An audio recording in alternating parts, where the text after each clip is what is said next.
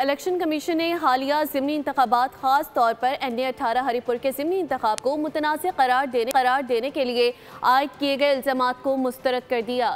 Commission نے واضح کیا کہ عام انتخابات میں عملے کی کمی کے باعث ROs اور DROs کی تعیناتی ممکن نہیں ہوتی، لیکن ضمنی انتخابات میں ضرورت کے تحت یہ تعیناتیاں کی جاتی ہیں۔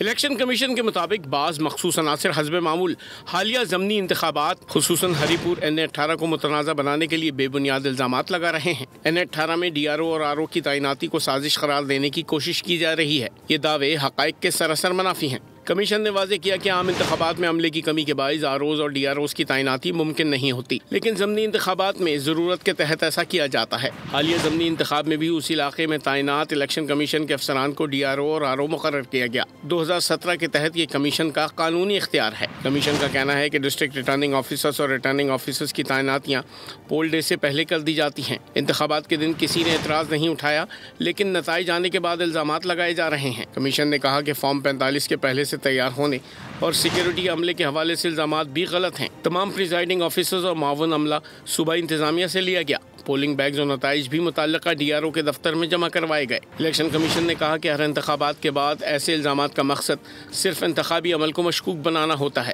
کسی فریق کو نتائج پر اعتراض ہو تو الیکشن ٹریبیونل سے رجوع کیا جا سکتا ہے۔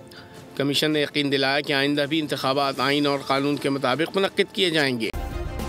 سبسکرائب کریں اور بیل دبائیں تاکہ کوئی خبر رہ نہ جائے۔